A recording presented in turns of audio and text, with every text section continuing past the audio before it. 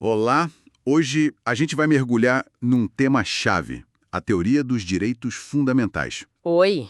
Temos aqui um material bem completo que vai dar origem, conceito, características, até como eles se aplicam e, claro, como podem ser limitados. Isso aí. Nossa missão aqui, então, é destrinchar as ideias centrais desses documentos.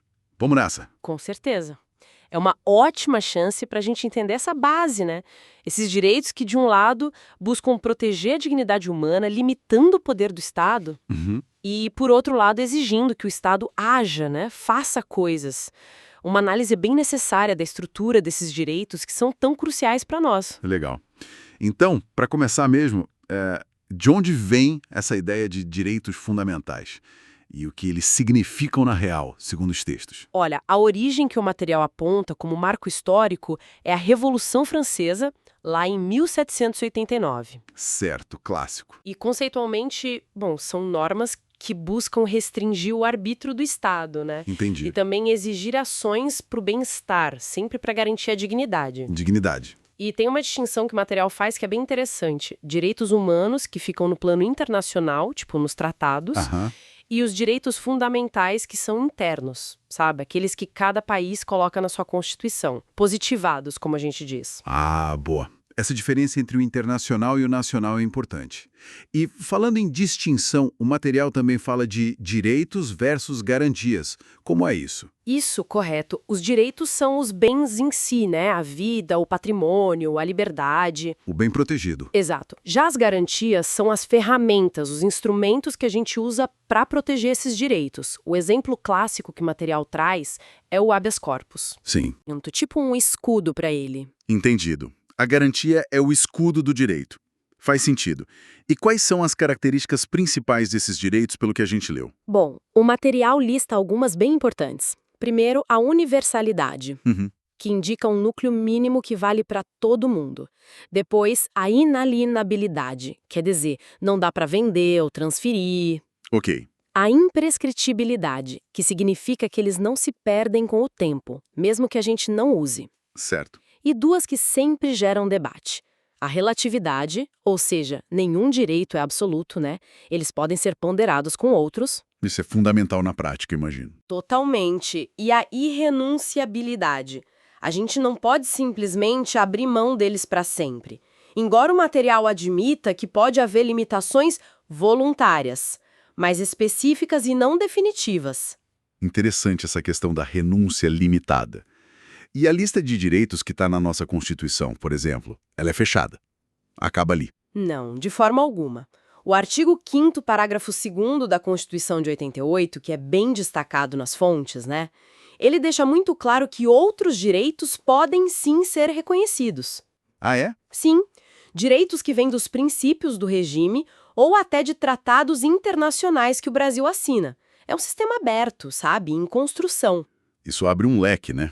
E nos leva para as classificações. Uma que o material traz é a teoria dos status de Jelinek. Parece útil para entender a relação pessoa-estado.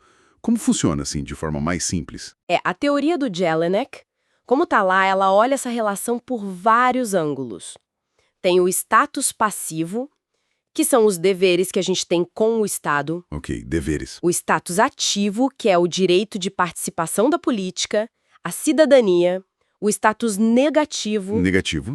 que é o direito de exigir que o Estado não interfira, tipo liberdade de expressão, de associação, as liberdades clássicas. Ah, entendi. O Estado fica longe. Isso. E tem o status positivo, que é o contrário. É o direito de exigir coisas do Estado. Pedir prestações como saúde, educação. Faz sentido. E a outra classificação bem famosa, a das gerações ou dimensões. Isso ajuda a gente a ver a história, né? Ajuda sim, é uma forma de ver a evolução. A primeira geração, focada na liberdade, direitos civis, políticos. Aqui o foco é na abstenção do Estado, no não fazer. Certo, o status negativo que você falou. Exato. Aí vem a segunda geração, da igualdade.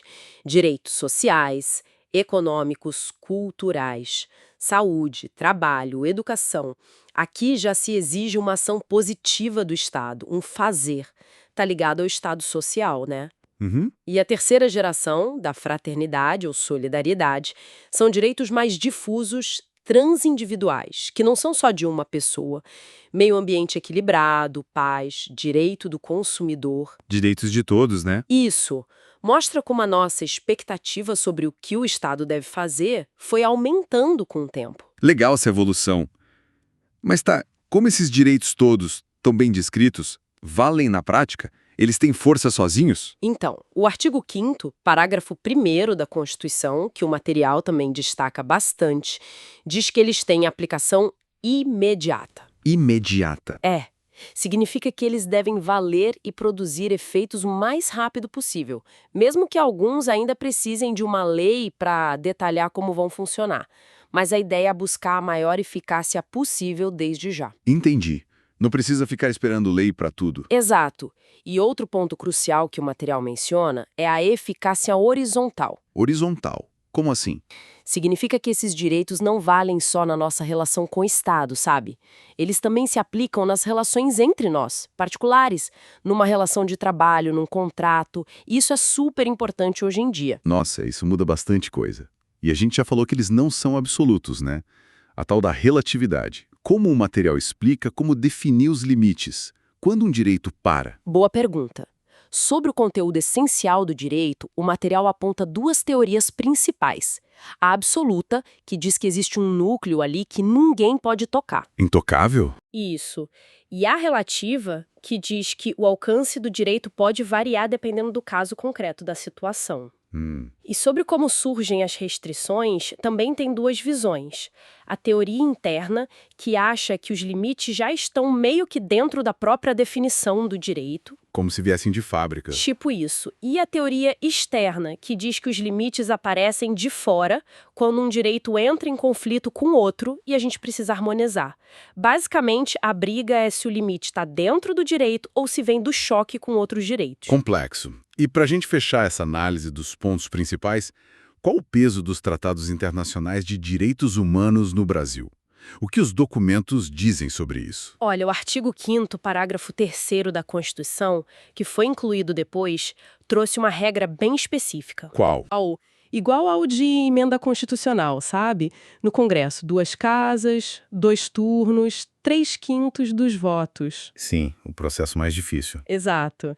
Se aprovados assim, eles equivalem às emendas constitucionais, têm a mesma força. Ah, então entram para o bloco de constitucionalidade. Isso. Aí, curiosamente, o material que a gente analisou menciona, nesse contexto de aprovação especial, que esses tratados teriam status supralegal. Supralegal.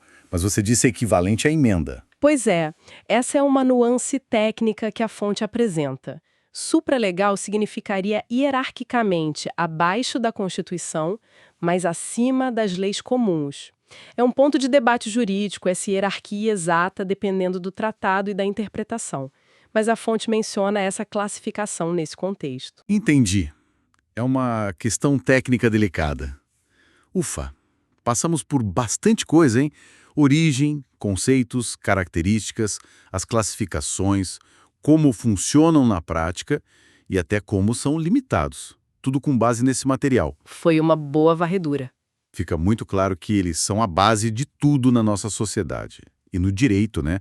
Mas também que não é algo estático. É bem dinâmico e complexo. Exatamente. São o nosso fundamento para proteger a dignidade, mas a interpretação e a aplicação estão sempre mudando, evoluindo. Verdade. E talvez a reflexão final que fica, né, considerando que a lista de direitos não é fechada, como a gente viu no artigo 5º, parágrafo 2º, e que eles são relativos, não param de surgir. Tecnologia, meio ambiente. É uma pergunta e tanto. Fica aí para a gente pensar, né? Como manter esse equilíbrio em constante movimento.